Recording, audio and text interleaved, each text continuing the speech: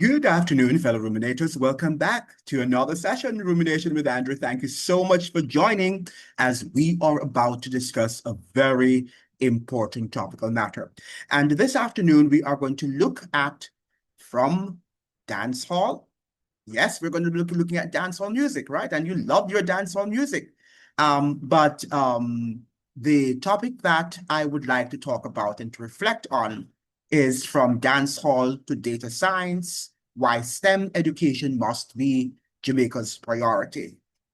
Now, we often think about Jamaica as sun, sand, right, and beaches and marijuana, if you will, and reggae music. That is what people think about. That is what captures the imagination of most people in the world when you refer to the name, when you mention the name Jamaica. Now, that is what we are known to be. We're known for our beaches, we're known for our seas, right, or beaches or seas, and to some extent, our cuisine. We're noted for that and reggae music, Bob Marley, and or the athletes, the prodigious athletes that we have produced. But do we think that that is sufficient for us to be recognized as just merely a people of entertainment and cultural relaxation? Don't we need to be seen as a more serious people and people who mean business? Jamaica's known worldwide for dancehall vibes and killer beats. But what if our next global hit isn't a song, but a breakthrough in science and tech, which is technology, of course? From the streets of Kingston to the labs of tomorrow, STEM education is the key to unlocking real opportunities and jobs for you. This isn't just about textbooks. It's about leveling up Jamaica's future and you being part of the revolution. Ready to switch up the game? Let's talk data, innovation, and why STEM is the new school, right? Because we have this cool culture that we think that is going to make people respect us. But often people talk about us, but they don't necessarily respect us. Jamaica has lost its respectability on the world stage because we have not really produced anything apart from athletes and some music. And the music that we're producing nowadays is not even music of quality. And we see that reggae music, the true reggae music, the classic reggae music is now being sung by and taken over, being controlled, being dominated by Europeans and people living in other parts of the world.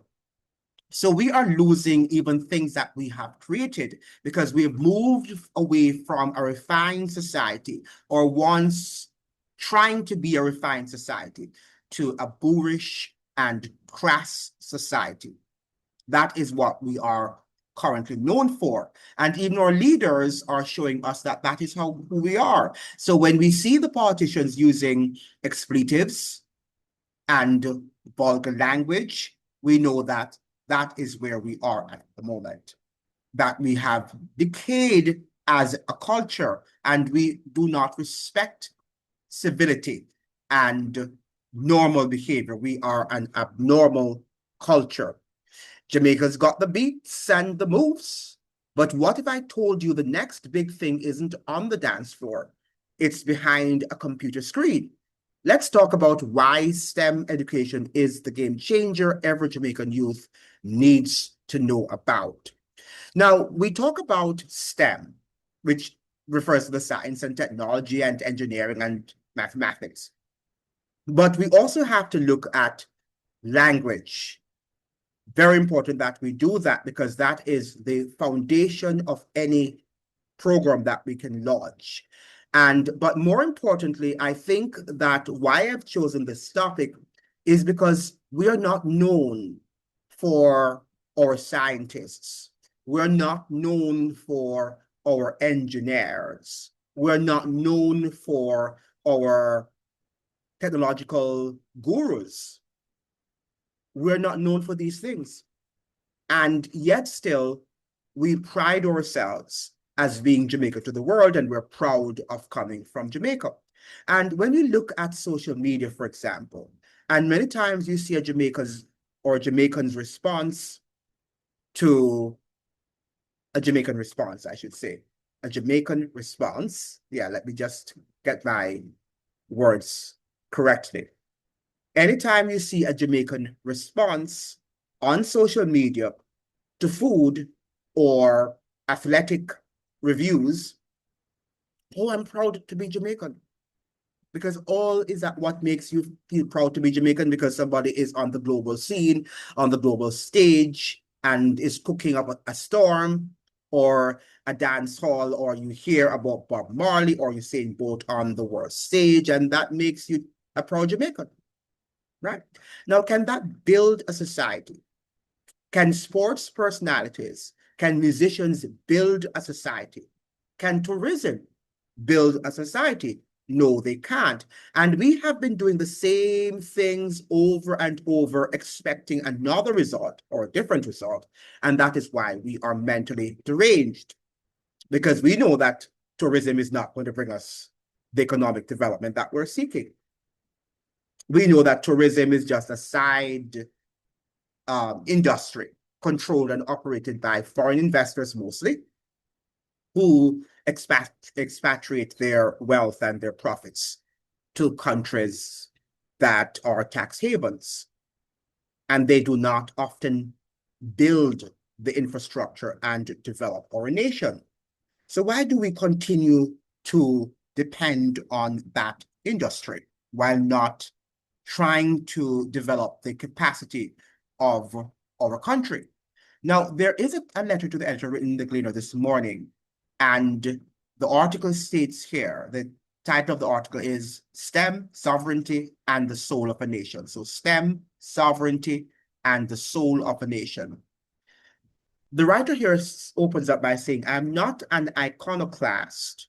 I too join in celebrating the towering achievements of Robert Nesta Marley, a creative genius whose discipline, independent thought, tenacity, and resilience remain unmatched.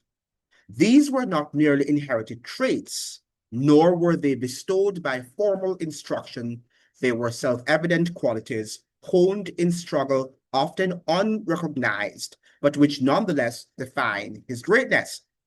But let us look at, and she's right here, she's saying that Robert Nesta Marley, his craft did not come magically. It came as a result of painstaking efforts.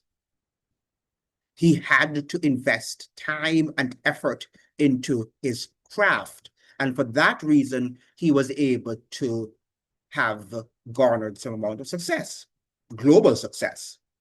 Can't say some amount, he has garnered an incredible amount of success.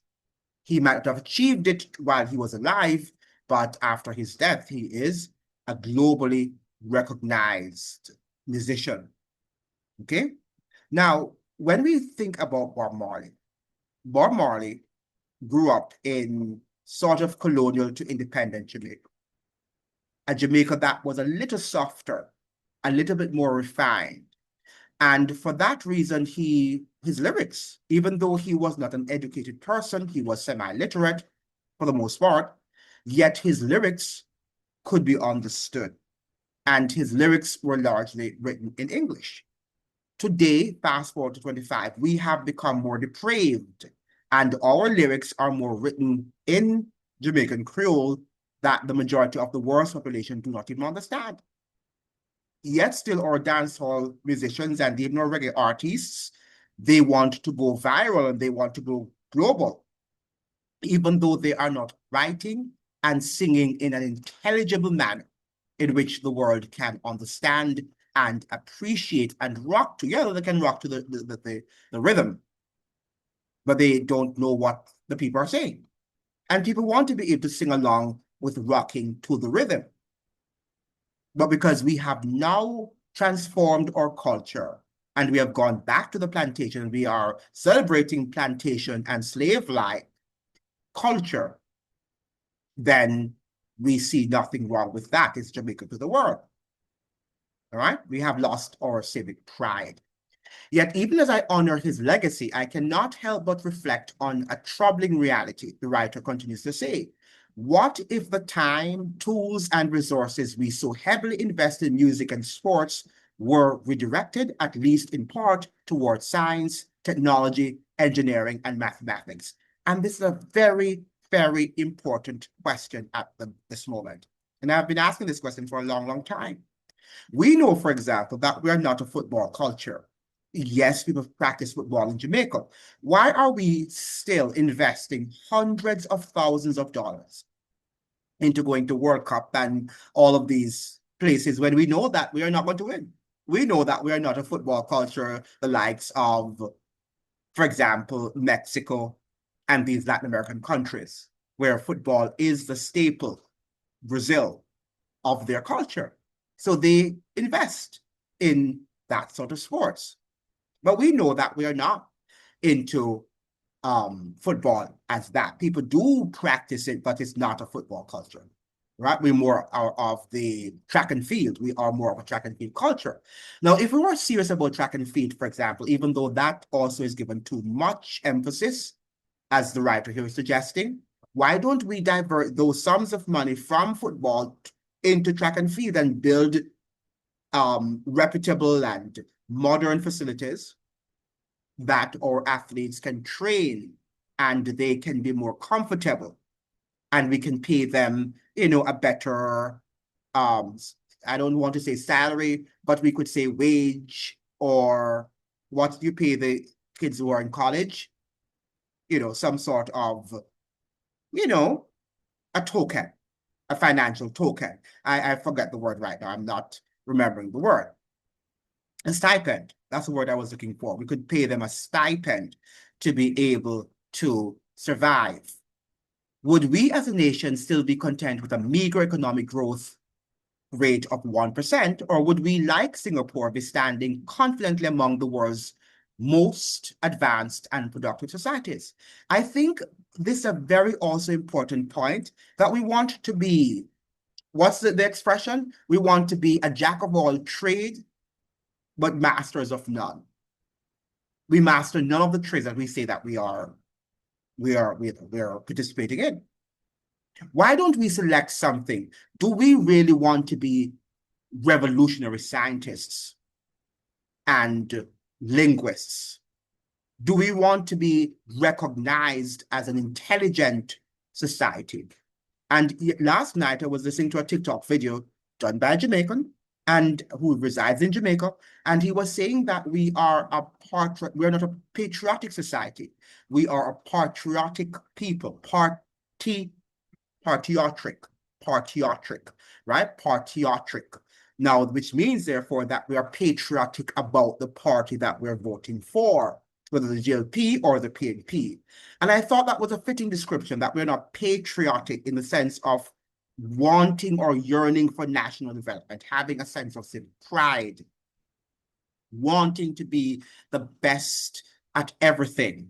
Apart from, but as I'm suggesting here, even the way we treat our athletes, could we really be better, even at track and field, if we had invested more and diverted funds away from the things which we know we're not going to be producing anything at or in? For example, football. We know that we are not going to be any World Cup winner. So why strive for that when we know that we are not that football culture? We don't reverence football in the same way that you go to Brazil and you see everywhere you go, every nook and cranny, there is a football field and people are constantly practicing soccer. So we need to now get our priorities straight, as the writer is saying. But more importantly, we talk too much about sports and we talk too much about music and entertainment and food. We have to now think about the development of the intellect, of the mind. We're quick to build monuments to genres, rather, to rhythms, to culture exports, but painfully slow to honor our pioneers in science and innovation. And that is true. When Usain Bolt went and he did the world record, and the sort of jubilation and the reverence that they went home to, it was just out of this world. And I'm not suggesting that we should not celebrate our athletes, but do we do that to our academic achievers? I don't think that we do that. We don't accord them with the same monuments that she's suggesting here, the writer is suggesting, and other things, the praise that we heap on, that we bestow upon our athletes and our musicians, we don't. The same thing with Tasan Chin. When she won The Voice and the sort of celebration, the knocking of the drums and stuff like that.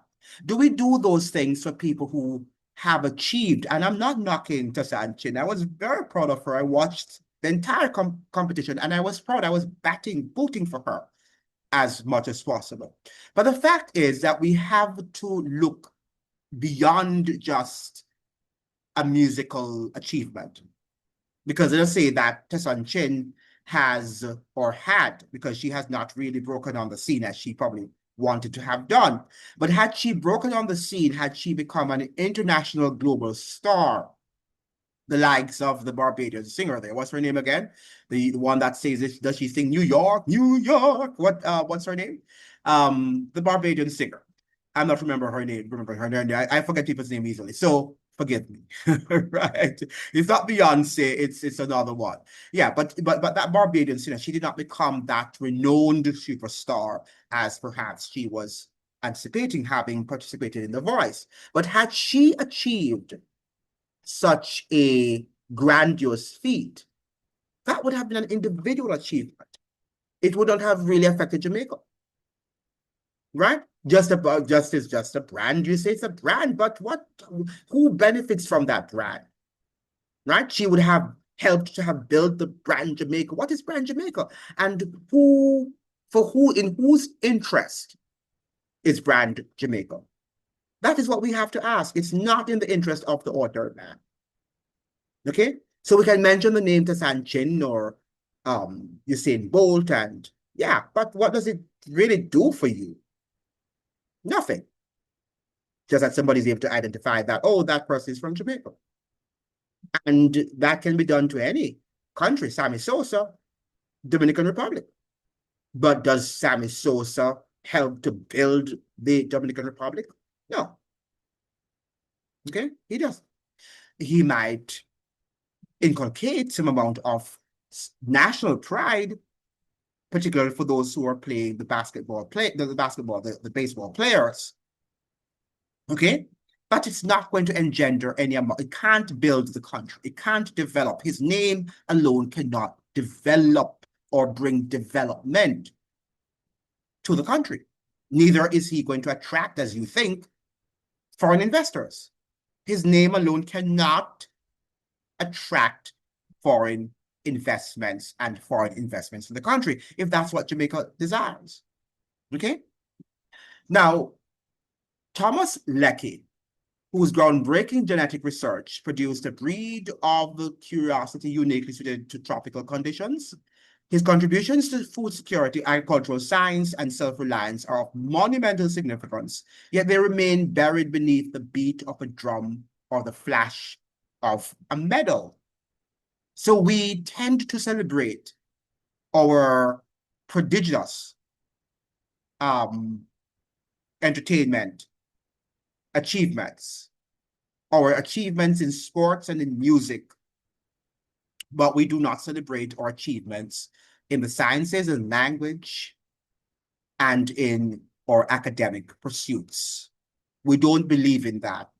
We give lip service, and that is why our students are not interested in education. Why do you think that they're not reading? Why do you think that they do not want to read? Because they're thinking that if they can go on a football field, well, football is not our forte, but on the track, and they can be at Usain Bolt, at tomorrow's Usain Bolt, then they will be rich and they will achieve a lot. Okay? Usain Bolt did not have to go through any intellectual pursuits, the rigors of intellectual pursuit. He could just go there, and I'm not saying what his achievement just happened overnight, and he did not. The man did not work hard for his achievements. He did. And I don't believe in the story of just eating yam and the Jamaican yam just gave him the stamina to go and run. I don't believe those nonsense, right? It's just American nonsense that they and Western nonsense that they just want to always put down, people of African descent and their achievement. That it didn't take discipline and grit and determination, because we don't have those attributes in the eyes of many so-called Europeans, what you call white people, right? We don't have those attributes. So they would like to just say that Usain Bolt would just ate some yams coming out of Jamaica. And that's what gave him the stamina and the fortitude to have achieved his record-holding performance. That is what they're suggesting to you. But that is not true, right? That is not true. Now, this is not to pit the arts against the sciences, nor to deny the power of cultural expression. And nothing is wrong with the arts. Language is also a part of the arts. It is known to be a part of the arts. Okay? But it is the type of art that we are producing. But we must acknowledge that our national development has been skewed. Leisure and entertainment have become the pillars of our economy, not by the natural evolution of our people, but as the imposed architecture of a post-plantation society, as the imposed architecture of a post-plantation society, where the commercial elite and commission agents replaced colonial masters and continued the model of buying and selling, not building and innovating. And I was talking to a friend of mine the other day about, we have to talk about politics because these people control the destiny of our countries. The politicians don't control the destiny of your country. Okay? They don't. The commercial elites are the ones who control the destiny of your countries, and they are the ones you have to watch out for. And you must look at what they are doing and how they control the government and our politicians. Okay? You have to look at them because they are the ones who set the pace. The commercial elites in Jamaica, the financial elites, do not want Jamaicans to be educated and for the society to be refined. And remember now, when Michael Mann challenged the status quo, given his, leadership, weakness in leadership in some cases, and his lack of a vision, a clear vision for where he wanted. He had a generalized vision in terms of where he wanted to take Jamaica, but it was not carefully thought out and carefully refined. It wasn't. Right? Michael Mann just came up at the spur of the moment and he just said he's going to do this, he's going to do that, but it was not carefully crafted out. It was a carefully fleshed out on paper for him and for the country to see where he was leading. But we understand also the role of the CIA in destroying the vision that he had for Jamaica. But the commercial elites, the financial elites in Jamaica, not only the CIA, blocked Michael Manley, because remember now that they were the ones who united with the CIA to oppose Michael Manley's socialist agenda, to build the country and to transfer some of the wealth from the upper echelon society to the lower segments of our society. But the commercial elites did not want that to happen because that was not a part of the post-plantation agenda. Okay, that was not a part of that. So we have to be very mindful of these things and understand that culturally we're backward, even though we think that we are larger than life. I did not grow up in a world of abstraction, the writer continues to say. I was the son of a blacksmith. I came of age among people who made things, who planted things, who built their livelihoods with their hands and minds. I remember Poppy McGee, who dared to build an aircraft, not for spectacle, but as a testament to possibility. Okay?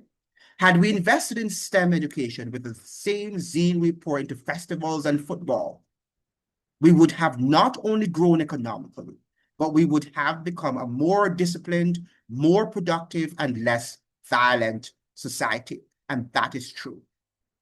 All right. And this is what they're now trying to have to bring hard policing to the murder rate.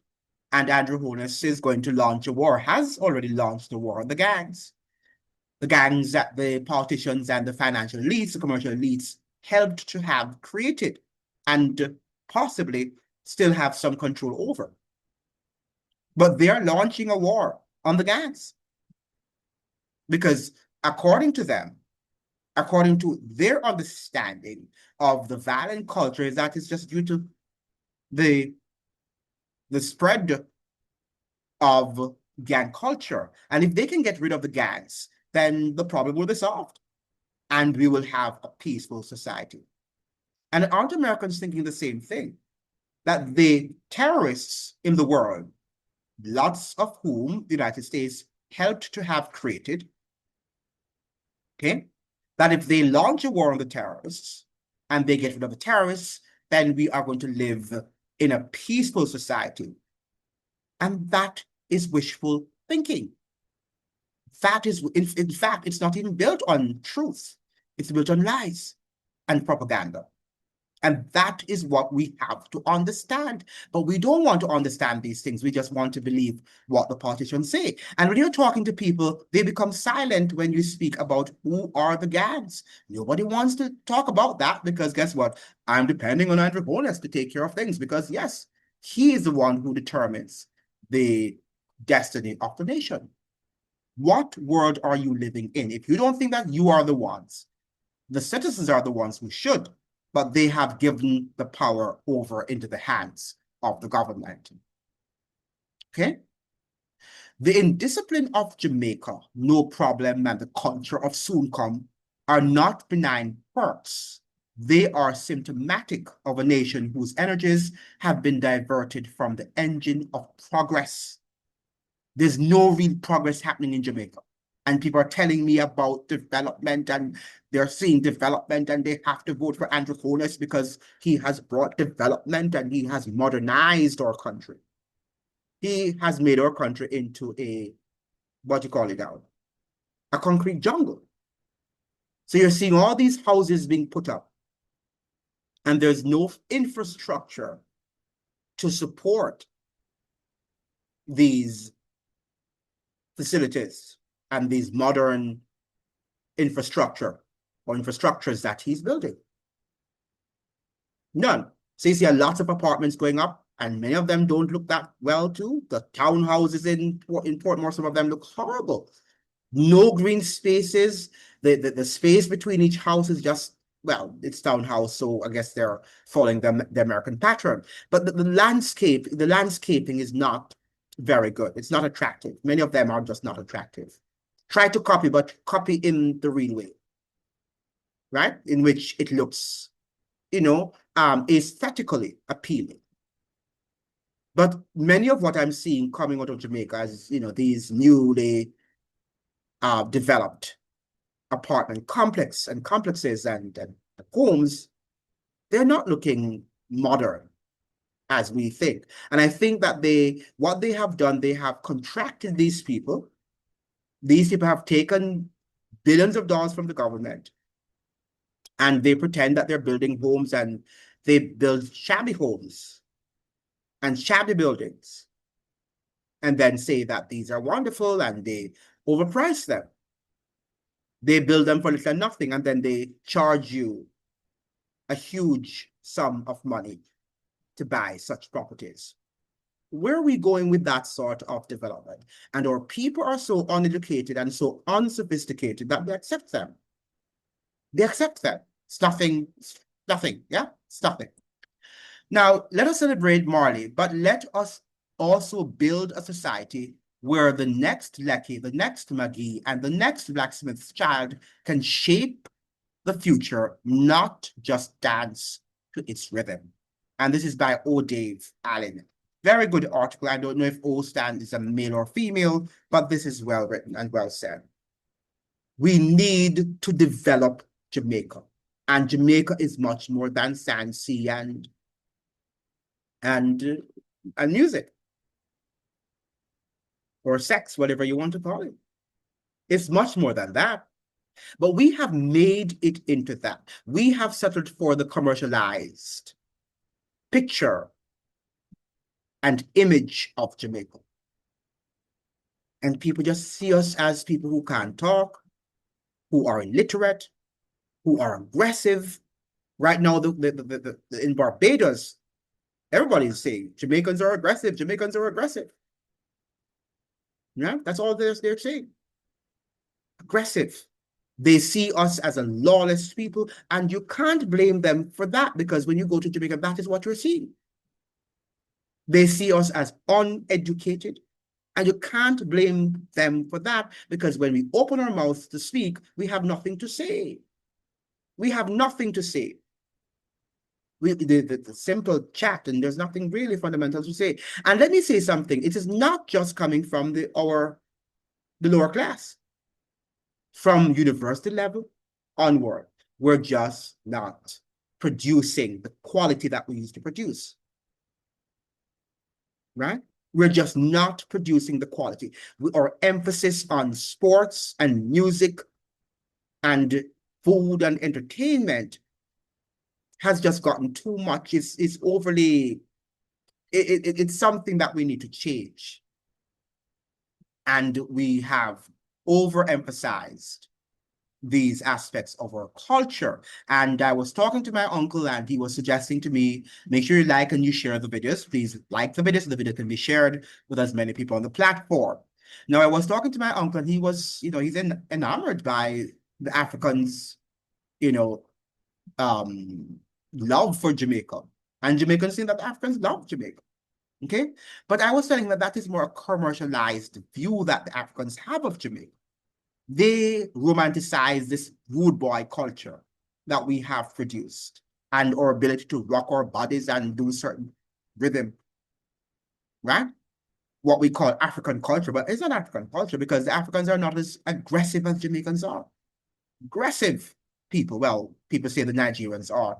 But the fact of the matter is that we need to develop a more refined culture, a culture that is intellectual, a culture that at its root, we have produced the intellectual soil so that it can germinate the seed to produce national development. That is what we need at this time. It is critical. It is not just that we need to be gyrating and Bob Marley and to the world, and Usain Bolt to the world. While these people are cultural icons, they are not icons that will develop the country. And as I talk about Usain Bolt, and I'm ending the video here, recently the government reported that Usain Bolt is going to be a cultural ambassador. And I'm wondering, what training has Usain Bolt received to be a cultural ambassador? Does he know the history of Jamaica? Does he know the, just basic understanding that he can speak eloquently and comfortably to the world about what Jamaica is and what Jamaica has to offer? It's not just about because he's a world record holder. He can become a cultural ambassador. What about somebody who's academic, somebody who's a scientist, as she's suggesting here? Somebody who has, a person like Jordan Maxwell, the former spelling bee champion. Is she a cultural ambassador? Has the government made her to be a cultural ambassador? I don't know where she is, though. Maybe she's out of Jamaica. But the fact of the matter is, I'm suggesting here that we have to set our priorities straight. And our priorities are not straight. They're not clearly defined. Well, maybe I should say they're clearly defined in the area of sports, music, food, and entertainment. But there is no development strategy around those, and those cannot develop. I've never heard of a nation being developed based on music and based on sports and entertainment. Never. I don't know. You can tell me. In history or in modern times, which nation state has been developed through the proceeds of entertainment, music, you know, whatever, sports, food. But maybe they can, I don't know, but you can tell me. You let me know in the comment section if any nation has been developed using the, just the, as an entertainment nation. I don't know. Because Jamaica is at a crossroads at the moment that we have to determine whether we want to be known as an illiterate society, a society of buffoons, a society of aggressive creatures, or a refined, cultured, and intellectual society. That's the question. Thank you so much for joining. I hope you'd like, share, and subscribe. Like the video so the videos can be shared with as many people on the platform. See you in another one. Ciao.